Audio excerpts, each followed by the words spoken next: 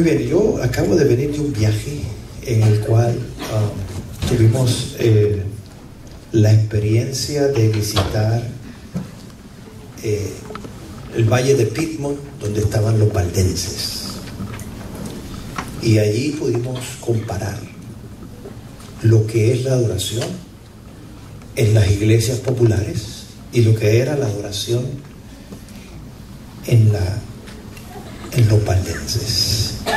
Interesante que los valdenses no predicaban desde un púlpito.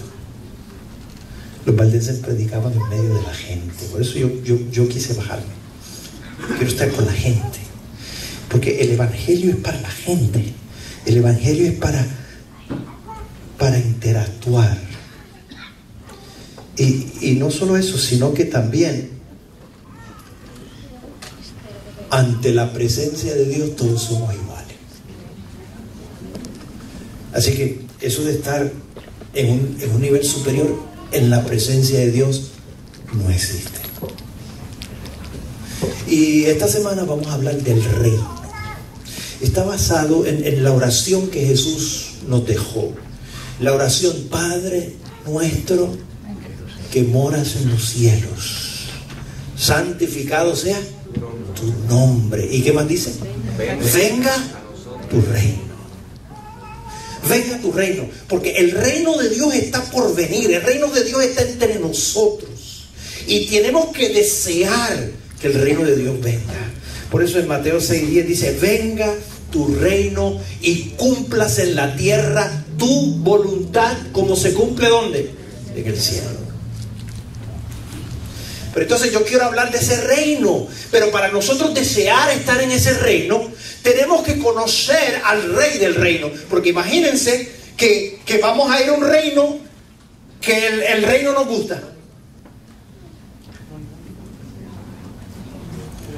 Imagínense que tengamos que ir al reino, por ejemplo, de Cuba, por decir un nombre. Y a muchos de nosotros no nos gustaría. Pero si nos vemos forzados a ir a ese reino, entonces como que no nos da ganas de ir, ¿no? Pero sin embargo, hay que ir al salvadoreño, ¿no? Ahora los salvadoreños todos quieren ir al Salvador. ¿Por qué? Porque el reino ahora tiene un líder que atrae, que gusta, que mantiene la paz. Entonces, es importante conocer al rey de ¿quién? Del reino, para que el deseo nuestro de estar en ese reino aumente. Ahora, nosotros somos los que añoramos ir al reino. Noten lo que dice esta cita, que es la cual es la que me motiva a mí a preparar estos temas. Dice: el conocimiento ¿de quién? De Dios, como está revelado ¿en quién? En Cristo, es el conocimiento que todos los que han de ser salvos deben ¿qué? Tener. Es el conocimiento que obra la transformación ¿de qué cosa? Del carácter. Este conocimiento recibido recreará el alma a la imagen ¿de quién? De Dios. Impartirá a todo el ser un poder espiritual que es ¿qué cosa? Divino.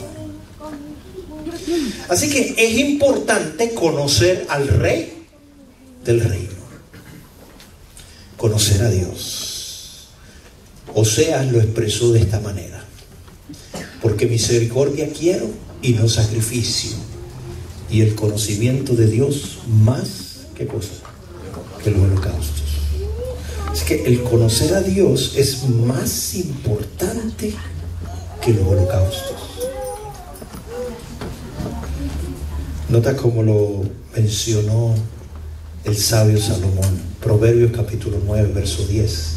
Dice: el temor de Jehová es el principio de la sabiduría, y el conocimiento ¿de quién? Del Santísimo. ¿Qué cosa es? La inteligencia. Nota cómo lo dice el profeta Jeremías: así dice Jehová, no se alabe el sabio en su sabiduría, ni en su valentía se alabe el valiente, ni el rico se alabe en sus riquezas. Ahora, si quieres alabarte en algo, dice, alábese en esto el que hubiere de alabar. ¿En qué? ¿En qué? En entenderme, ¿y qué más? Y conocerme, que yo soy Jehová, que hago misericordia, juicio y justicia en la tierra, porque estas cosas quiero, dice Jehová. Así que, según Oseas, el conocer a Dios, el conocer al Rey del Reino es mejor que los sacrificios. Según Jeremías, el conocer a Dios es motivo de alabarse. Según Salomón, el conocer a Dios es la inteligencia. Ahora, según Pedro, nota como dice, como todas las cosas que pertenecen a la vida y a la piedad nos han sido dadas mediante su divino poder, mediante ¿qué cosa? El conocimiento que nos llamó por su gloria y excelencia. Todas las cosas que pertenecen a la vida y a la piedad nos son dadas mediante el conocimiento de aquel que nos llamó. Pregunto, ¿vale la pena conocer a Dios? Ahora, aún más, Juan capítulo 17 versículo 3 dice, y esta es la vida eterna. ¿Qué cosa es la vida eterna? Que te conozcan a ti, al único Dios verdadero, y a Jesucristo, a quien has enviado. Entonces, hay un conocimiento que todos los que han de ser salvos debemos tener para que la transformación del carácter sea igual a la de Cristo. Y necesitamos conocer a Dios. Por eso, si vamos a hablar del reino, tenemos que conocer al Rey del reino. Pero nota cómo lo dice el conflicto de los siglos. Dice así: se habrá oposición y se ridiculizarán a todos los que traten de obedecer, ¿cuánto? Todos los mandamientos de Dios. Ellos no podrán subsistir si no en quién, sino en Dios. Sigue diciendo, para poder soportar la prueba que les espera, deben comprender ¿qué cosa? La voluntad de Dios tal cual está revelada en su palabra, pues no pueden honrarle sino en la medida de ¿qué cosa? Del conocimiento que tengan de ¿qué cosa? De su carácter, ¿qué más? De su gobierno, ¿de qué más? De sus propósitos divinos. Así que necesitamos conocer el carácter de Dios, conocer su gobierno, conocer sus propósitos divinos para poder soportar la prueba. En la medida en que obren conforme a las luces que le hayan sido concedidas, solo los que hayan fortalecido su espíritu con las verdades de la Biblia podrán resistir el último gran conflicto. Solo los que hayan fortalecido su espíritu con las verdades ¿de qué? De la Biblia podrán resistir. Entonces, repasando, miren, Oseas menciona que conocer a Dios es mejor que los holocaustos. Salomón dice que conocer a Dios es la inteligencia. Jeremías menciona que conocer a Dios es razón para alabarse. Pedro dice que conocer a Dios proviene todo lo de la vida y la piedad. Juan menciona que el conocer a Dios es la vida eterna, y acabamos de leer que el conocer a Dios es lo que necesitamos para poder soportar la última gran prueba. Así que durante esta semana vamos a hablar del reino y vamos a hablar del Rey del Reino. Por lo tanto, lo que vamos a dedicar el tiempo es a conocer a quién, a Dios. Entonces, la pregunta es: ¿y quién es Dios? ¿Le conocemos? ¿A cuántos les gustan los regalos? A ver. ¿Nos gustan los regalos? Wow. Cuando yo tenía 5 años. ¿Cuántos años? A mí me regalaron una bicicleta. Era mi primera bicicleta. Imagínense en cómo se pone un niño cuando le regalan una bicicleta. Lo único que yo pensaba era en la bicicleta. Yo amanecía y yo lo que quería era correr, ¿qué? Pues, todo el día. Pero llegó el sábado, y el sábado, ¿dónde tengo que ir? A la iglesia. Y ese día, pues, me reúno en la escuelita de los niños, y mientras los niños están allí en la escuelita, ¿en qué yo estaba pensando?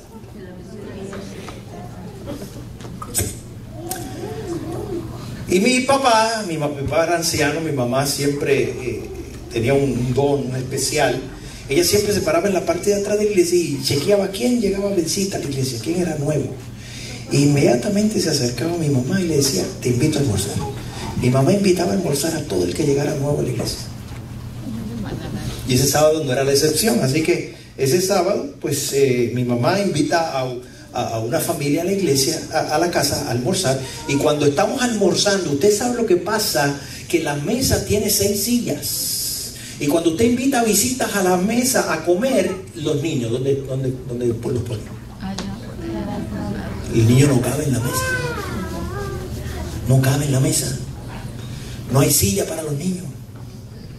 Entonces mi mamá viene y me da un plato de comida y me dice, mijo, váyase a comerse eso por ahí en una esquina. Y yo, pues, obedeciendo, agarré mi plato, me lo comí, y mientras mis papás estaban entreteniendo a la visita en la mesa, adivinen qué yo hice. Me escapé afuera y comencé a correr, ¿qué? Bicicleta. Y créame, yo nací en Puerto Rico. En Puerto Rico un clima tropical, un clima hermoso. Y para mí lo más divertido de correr bicicleta era treparme en una colina, y cuando estaba en la cima de la colina, lo más divertido era lanzarme colina abajo. Y así que yo estaba lanzándome colina abajo, el sol me daba en la cara, el viento me estaba soplando, yo me estaba despeinando así con el viento. Yo tenía un sentimiento de felicidad, un sentimiento de libertad. Yo me estaba disfrutando el día del Señor.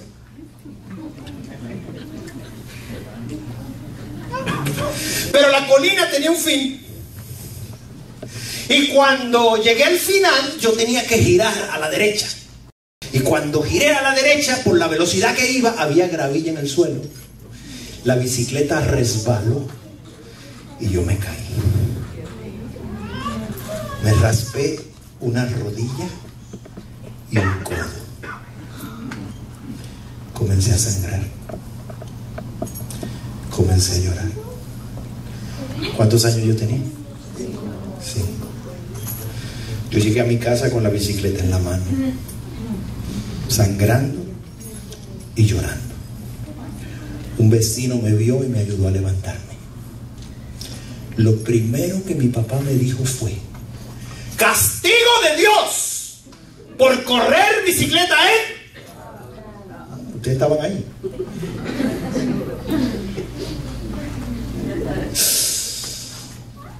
Y yo comencé a tenerle miedo a Dios, porque me dolió. Y sabe, la historia no terminó ahí, porque el siguiente sábado, ¿dónde me tocó ir? A la iglesia. Y esta vez yo llegué a la iglesia con un vendaje. ¿Dónde? En un codo y en una. Y yo no quise ir a la escuelita de los niños, porque los niños se empujan y juegan y me lastimaban. Así yo me quedé al lado de mi papá. Mi papá, anciano de la iglesia, se paraba en la puerta, saludaba a todo el que llegaba, le daba la bienvenida. Así que yo estaba al lado de mi papá ahí, como un soldadito. Y de pronto, un hermano llegó a la iglesia en bicicleta. Y en la mente de un niño de 5 años comencé a pensar: ¿y Dios por qué no lo castiga? Está corriendo bicicleta en sábado. ¿Sí o no? La pregunta es: ¿conocemos a Dios? ¿Es Dios injusto? ¿Por qué a mí me castigó y a él no? ¿Ah? ¿Es injusto? ¿Sí o no?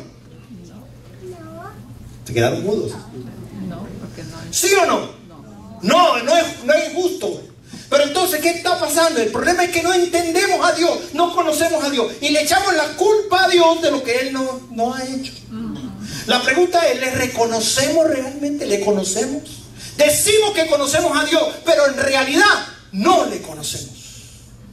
Porque si le hubiéramos conocido, nuestro carácter reflejaría su carácter. Palabras de vida del gran maestro. Dice: el mundo está envuelto por las tinieblas de la falsa concepción de Dios. Los hombres están perdiendo el conocimiento de su carácter, el cual ha sido malentendido y mal interpretado. Este tiempo ha de proclamarse un mensaje de Dios, un mensaje que ilumine con su influencia y salve con su poder. Su carácter ha de ser dado a conocer.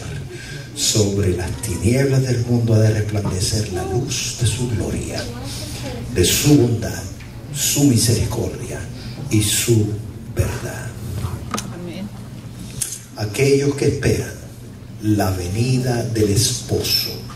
¿Quiénes son esos? ¿Quiénes son? Nosotros. Han de decir al pueblo: ¿ves aquí al Dios vuestro? Los últimos rayos de luz misericordioso, el último mensaje de clemencia que ha de darse al mundo, es una revelación de su carácter de amor. Los hijos de Dios han de manifestar su gloria en la vida y carácter, han de revelar lo que la gracia de Dios ha hecho por ellos. Los discípulos estuvieron con Jesús 3 años y medio. Estuvieron en la presencia misma del dador de la vida, en la presencia misma de Dios. Fueron enseñados por Dios, lo vieron, lo escucharon, lo tocaron, pasaron tiempo con Él. Sin embargo, ya llegando al final del ministerio, cuando se cumplió el tiempo en que había de ser recibido arriba, afirmó su rostro para ir a Jerusalén. Y envió mensajeros delante de él, los cuales fueron y entraron en una aldea de los samaritanos para hacerle preparativos. Y saben, había una riña entre judíos y samaritanos. Así como ustedes escuchan las noticias que hay una riña entre los israelitas y Hamás, que le llaman. Ustedes ven esa riña ahí, riña de muerte. Así pasaba en la Biblia. Entonces, no le recibieron porque su aspecto era como de ir a Jerusalén.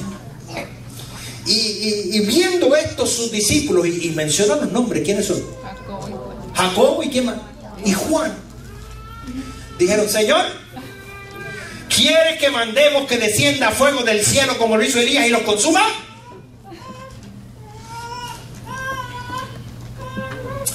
Y Jesús le contestó, los reprendió diciéndole: vosotros no sabéis de qué espíritu sois. Y yo me pregunto, ¿de qué espíritu era? Del enemigo. Espíritu mal. Espíritu mal. Querían destruir. ¿De qué espíritu era? Porque el Hijo del Hombre no ha venido para perder las almas de los hombres, sino para ¿qué? Salvarlas. Para salvarlas. Y se fueron a otra aldea. La pregunta es: ¿de qué espíritu son? Porque a veces en la iglesia hay personas que están dispuestas a destruir a su hermano, a criticarlo, a condenarlo. La pregunta es entonces: ¿de qué espíritu es? Porque Jesús vino a salvar, no a destruir. Y Jesús nos advierte: estas cosas os he hablado para que no tengáis que tropiezo. Nos advierte. Y nos advirtió: miren, os expulsarán de las sinagogas. Y aún viene la hora que cuando cualquiera que os mate, pensará que rinde servicio ¿a quién? A Dios. En otras palabras, están dispuestos a matar al prójimo porque están sirviendo ¿a quién? A Dios. Ahora noten lo que sigue diciendo. Dice: harán esto. ¿Por qué lo harán? ¿Por qué lo harán? Porque no conocen al Padre ni a mí. Por eso es importante conocer a Dios. Porque cualquiera que os mate lo hace pensando que así es Dios. No.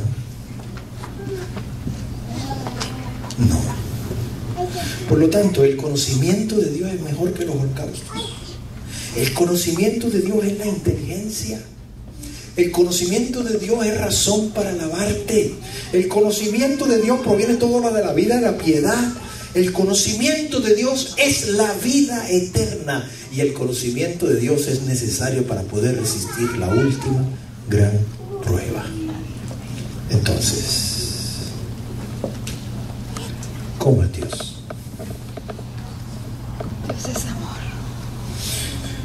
Para hablar de nuestro Creador, para hablar de nuestro Dios, tenemos que comenzar desde el principio. Y lo primero que nos dice la Escritura acerca de Dios está en Génesis capítulo 1, versículo 1. ¿Qué dice? En el principio, ¿qué? Creó Dios, ¿qué cosa?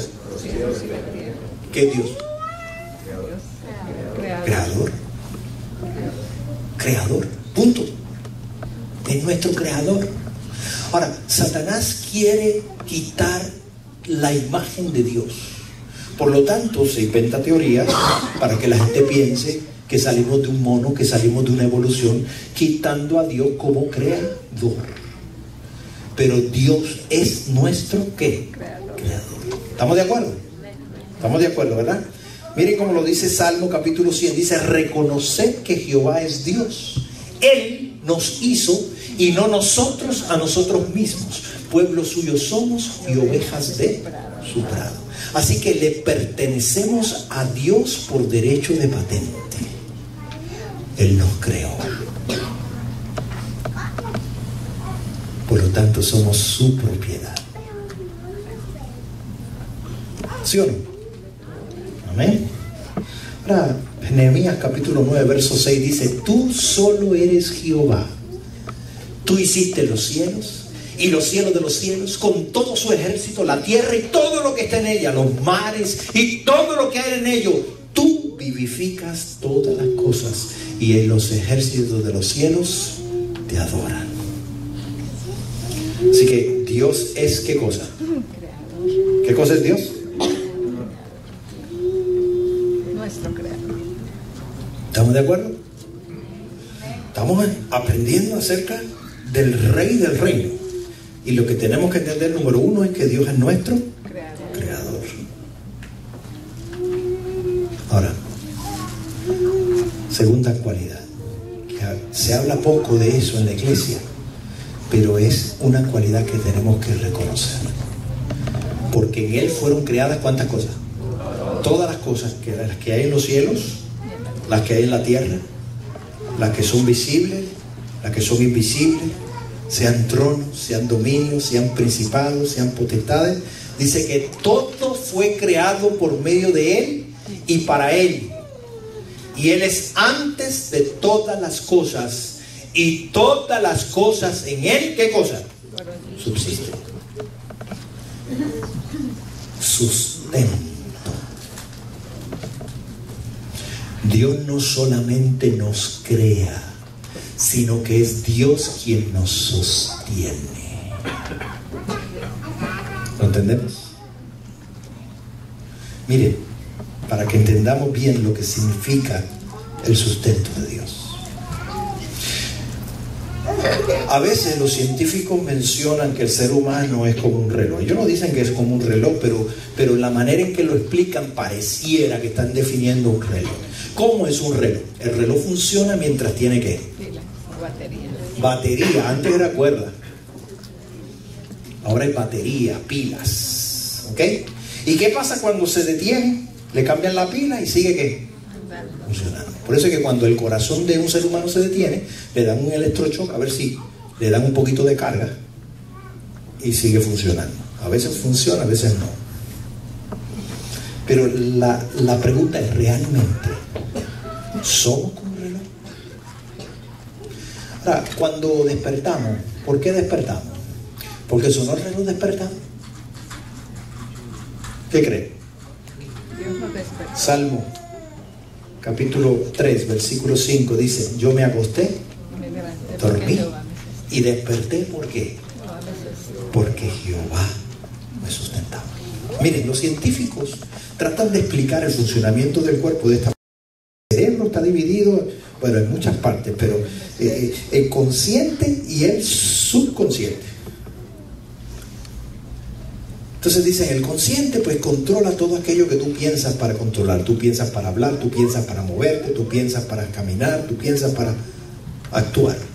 Pero el subconsciente dice, tú no piensas para que la digestión comience. Tú no piensas para que tus riñones comiencen a trabajar. Tú estás durmiendo y tu cerebro está controlando esa parte del cuerpo. Entonces ellos dicen, pues mira, eso es controlado por tu subconsciente. Tú no tienes control sobre eso. La pregunta es, ¿será realmente así? ¿Cuánto has visto una operación de corazón abierto? Yo la vi una en Discovery Channel. La operación que yo vi al médico agarrar el corazón y sacarlo del cuerpo. El corazón estaba en las manos del médico. Pregunto, ¿a qué parte del cuerpo estaba conectado el corazón mientras estaba en las manos del médico? ¿A qué parte del cuerpo estaba conectado? ¿Ah? ¿Me están siguiendo la ilustración? El corazón estaba en las manos del médico. ¿A qué parte del cuerpo estaba conectado el corazón mientras estaba en las manos del médico? A nada, a ninguna. Por lo tanto, el subconsciente no podía controlarlo. Sin embargo, en las manos del médico, el corazón seguía latiendo. La pregunta es, ¿quién lo hace latir?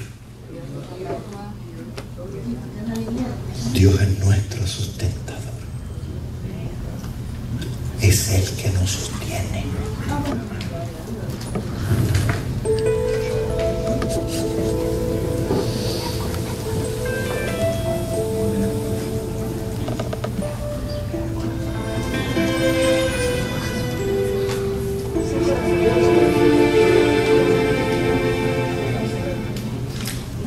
Ese es el corazón de una tortuga. Y no mataron la tortuga para hacer el video, ¿saben? Es que simplemente lo vieron latir y la pregunta es, ¿quién lo hace latir? Dios. Dios es nuestro sustentador. Por lo tanto, no solamente Dios nos creó, sino que también Dios nos sostiene. Si tú estás aquí hoy, ¿por qué es? Porque Dios te sostiene. Ahora, ¿no es motivo eso para agradecer? Yo agradezco al Rey del reino, porque gracias a Él yo estoy aquí. Él es mi creador y Él es mi sustentador. Amén. Otra cualidad de Dios que tampoco se habla mucho, y créame, es una razón importante. Se encuentra en el libro de Hebreos, capítulo 13, verso 8, dice, Jesucristo es, ¿qué cosa? El mismo, ¿cuándo? Ayer, ¿cuándo más? Hoy, ¿y cuándo más? ¿Qué significa? ¿Qué significa? No cambia. Que Dios no cambia. Si tú conoces a Jesucristo hoy, puedes saber cómo Él fue ayer y tienes la seguridad de cómo va a ser cuándo. Mañana. ¿Por qué? ¿Por qué? No cambia. Porque no cambia. Muy bien. Nota como lo dice en Malaquías, capítulo 3, versículo 6, dice, porque yo, Jehová, ¿no qué? No cambio. Por eso, hijo de Jacob, no habéis sido consumidos. No, ustedes no han sido consumidos, porque yo le prometí a tu padre Abraham que yo los iba a bendecir. Y como yo no cambio y no cambio de parecer, ustedes no han sido destruidos. Dios no cambia. Dios es el mismo ayer, hoy y por los siglos. Por lo tanto, si Dios es mi creador hoy, ¿quién fue mi creador ayer? Dios. ¿Y quién será mi creador mañana? Dios. Si Dios me sostiene hoy, ¿quién me sostuvo ayer? Dios. ¿Y quién me va a sostener mañana? Dios. Porque Dios no cambia, puedes confiar en Él. Porque Dios no cambia, nosotros guardamos el sábado. Porque su ley no cambia, porque Él no cambia. Es el mismo ayer, hoy y por los siglos. Nosotros cambiamos. Nosotros hoy somos de un partido político y al día de votar cambiamos y votamos por el otro. ¿Por qué? Porque cambiamos de parecer. Pero Dios no es así. Dios no cambia. Toda buena dádiva, todo don perfecto, desciende ¿de quién? De lo alto, del Padre de las luces, en el cual, ¿qué cosa? No hay mudanza, ni sombra de variación. Amén. Dios no cambia. Aquellos que dicen, no, es que hay un Dios en el Antiguo Testamento diferente al Dios del Nuevo Testamento. Yo quiero decirte que no entendemos lo que estamos leyendo, porque Dios no cambia. El Dios del Antiguo Testamento es el mismo Dios del Nuevo Testamento. Y si tú encuentras discrepancia, el problema está en nosotros, no está en Dios. Porque Dios no cambia. Dios es amor. Dios no cambia. ¿Cuántas cualidades de Dios ya llevamos? 3. La número 1, creador. ¿Qué más? Sustentador. ¿Y qué más? No cambia.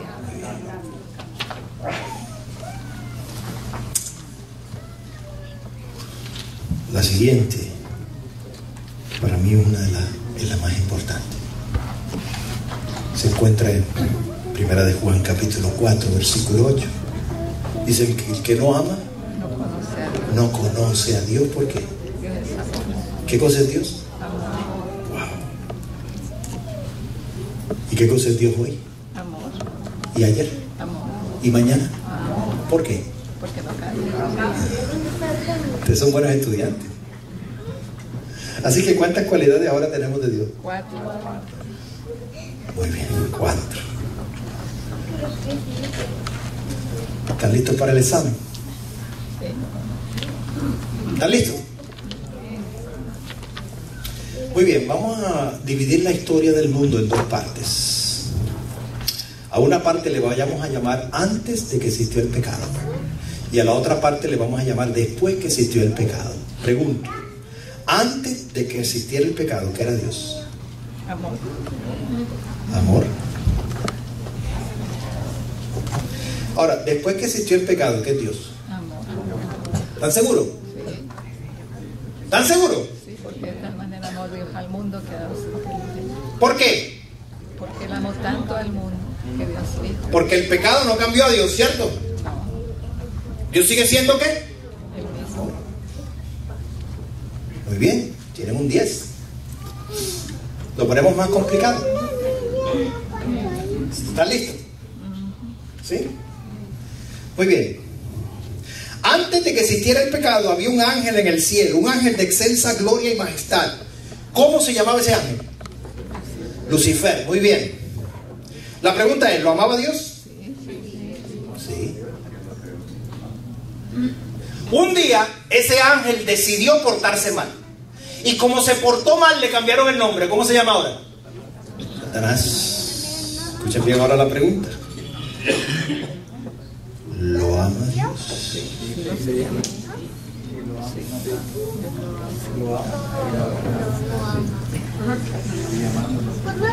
¿Ustedes me quieren decir que Dios ama al diablo? No ama su actitud, pero lo puede amar a Él. ¿No lo ama o lo ama? ¿Cuántos dicen que sí y cuántos dicen que no? ¿Lo ama? ¿Y cuántos dicen que no?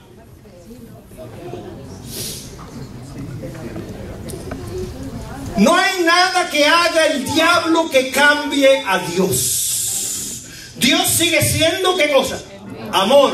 Y Dios ama aunque no esté de acuerdo contigo. No significa que Dios está de acuerdo con lo que el diablo hace, con lo que el diablo piensa. Pero Dios sigue amando. Porque Él es amor. Y Él no cambia. Wow. Si Dios tiene la capacidad de amar al diablo, te amará a ti, te amará a ti y a ti. El ejemplo lo tenemos en una madre. Una madre puede tener 2 hijos. Uno le sale bueno y el otro le sale malo. El hijo malo, la madre deja de amarlo. No. ¿Por qué? Porque lo ama siempre. Porque el amor de una madre no depende de cómo se comporta el hijo. El amor de una madre es incondicional. La madre no está de acuerdo con lo que el hijo hace, pero ella sigue amando.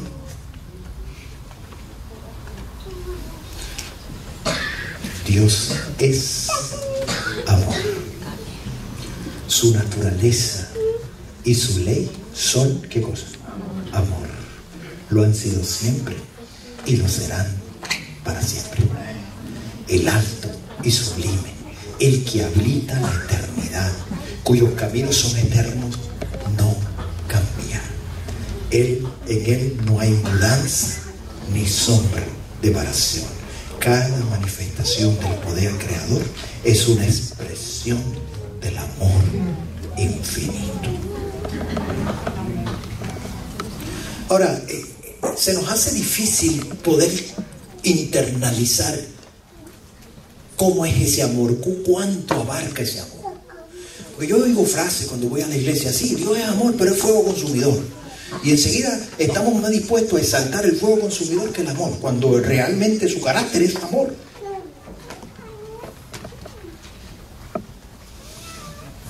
Y yo me encontré con un texto que me tomó un mes entender. Ustedes quizás lo van a entender en unos segundos. Santiago capítulo 1, versículo 18. Y dice así: Él de su voluntad nos hizo nacer por la palabra de verdad para que seamos primicia de sus criaturas. Y cuando escuchamos un verso como este no tenemos ningún tipo de reacción, porque no lo entendemos.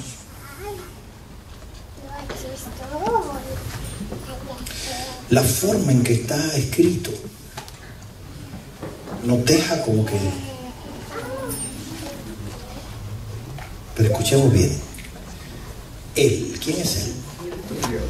Dios. Esta mayúscula. Él. ¿Alguien aquí se merece la salvación? ¿Alguien la merece? No. Ahí dice que es su voluntad, es porque Él quiere, es su voluntad. La voluntad de Él. ¿Ok? Nos hizo nacer por la palabra de verdad para que seamos, ¿qué cosa? Primero, ¿qué se le da a Dios? La primicia, ¿cierto? ¿Y usted le da lo más feo?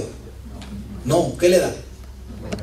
Lo mejor, lo más bonito. El becerro más flaco, el más gordo. Usted le da el becerro más gordo, al más bonito. Usted le da a Dios lo mejor, la primicia. ¿Ok? Ahora, ¿qué significa la palabra criatura?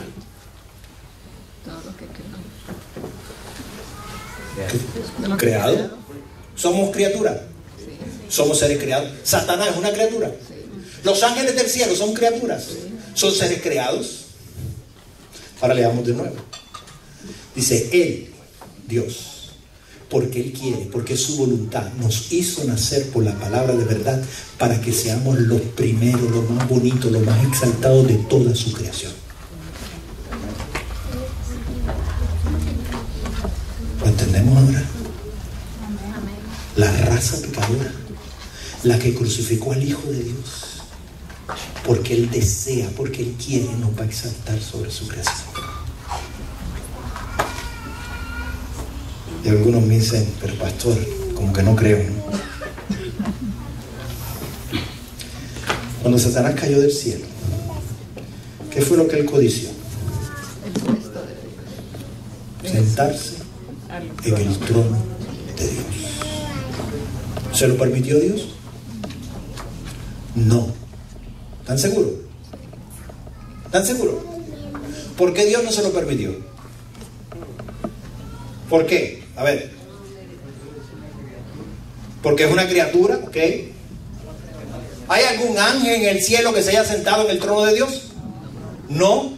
Aún los ángeles que no han pecado, que son santos, ninguno se ha sentado en el trono de Dios. ¿Por qué? Porque son creados. Porque le pertenece solo a Él. ¿Y nosotros somos mayores o menores que los ángeles? Menores, ¿qué es el hombre para que te acuerdes de él? Lo has hecho poco menor que los ángeles. Nosotros somos inferiores a los ángeles. Pero ahí acabamos de leer que porque Dios quiere, nos quiere exaltar sobre toda su creación. Pero somos menores que los ángeles. Pero Él dice que al que venciere, le daré que se siente conmigo. ¿Dónde? Donde Satanás quiso sentarse y no pudo. Donde ningún ángel en el cielo se ha sentado. A nosotros que somos menores que los ángeles, nos va a sentar en el trono que Satanás quiso sentarse. Amén. ¿Y por qué? ¿Lo merecemos? No, es porque Él quiere. Es porque es su voluntad. Yo pregunto, ¿qué más puede ofrecernos Dios para que entendamos su amor? ¿Qué más puede ofrecernos? ¿Nos amará Dios? Nos amó tanto que estuvo dispuesto a entregar a su Hijo con tal de salvarnos. Gloria a Dios. El amor de Dios es algo que estaremos dialogando la eternidad. Pero yo no puedo comenzar a hablar del reino sin hablarle del amoroso Padre Celestial que tenemos. Y yo pregunto, ¿hay abuelos aquí? ¿Cuántos son abuelos? ¿Y por qué yo ahora menciono abuelo? Porque yo soy abuelo, yo sé lo que estoy hablando ahora. Abuelos, ¿aman ustedes mucho a sus nietos? ¿Ustedes están dispuestos a entregar su vida por un nieto de ustedes? A ciegas, sin pensarlo dos veces. Si mi nieto necesita un riñón, yo le doy los dos.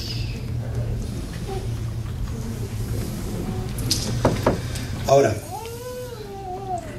si sumamos el amor de este abuelo con el amor del otro abuelo, ¿será mucho amor? ¿Qué creen?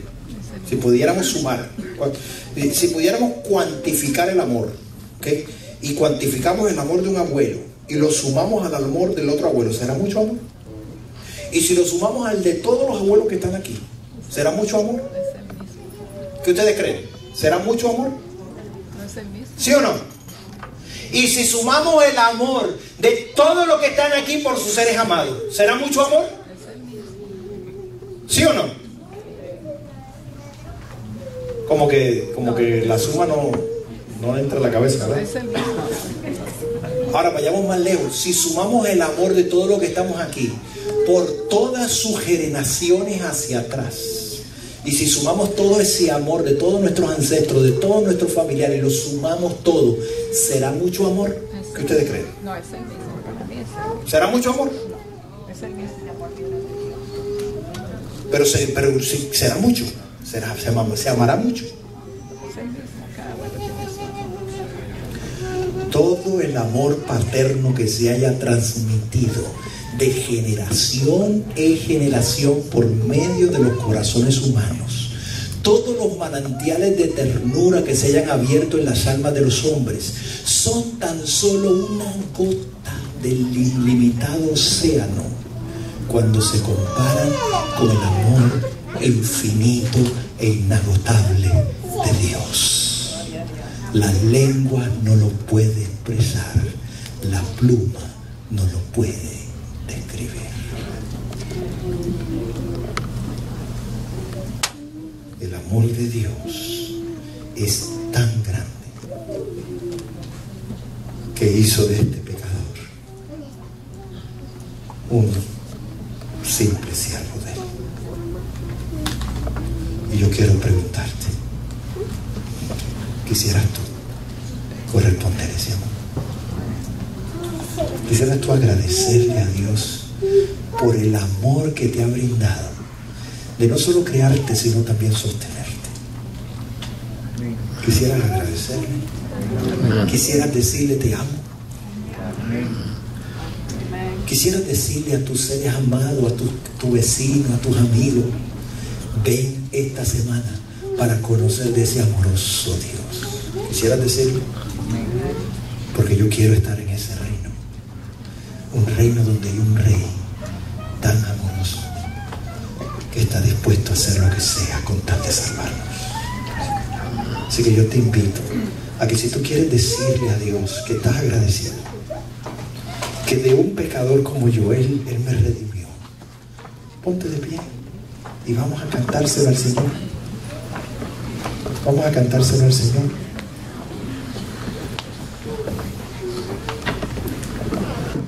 Vamos a cantarle.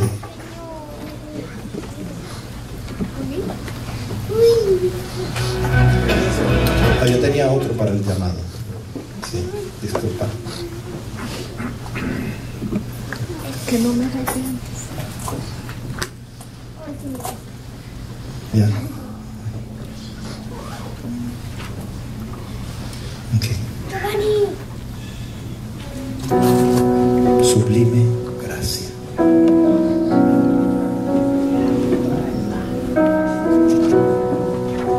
Cántaselo al Señor. Sublime gracia del Señor, que a mí infeliz salvó. Fui ciego, mas hoy veo yo, perdido y Él me halló. Su gracia me enseñó a temer mis dudas ahuyentó. Oh, cuán precioso fue mi ser cuando Él me transformó.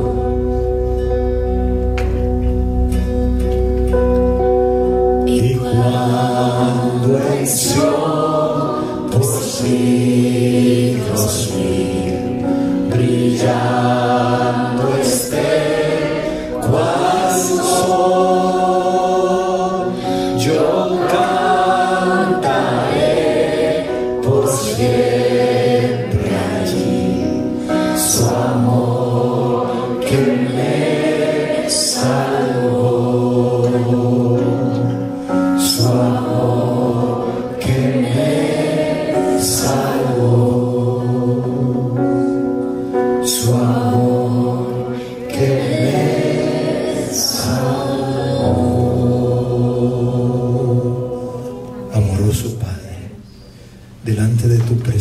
y agradecidos, porque tú nos expresas un amor que no merecemos. Tú nos expresas bendición que no merecemos recibir. Sin embargo, continúas sosteniendo nuestra vida. Continúas caminando al lado nuestro, a pesar de lo malo que somos. Y nos prometes levantarnos sobre toda tu creación, no porque lo merezcamos, sino porque es tu deseo. Gracias, Señor. Gracias. Por lo tanto, dedicaremos el resto de nuestros días a ti, en gratitud a tu amor, en el nombre de Jesús. Amén. Dios te bendiga.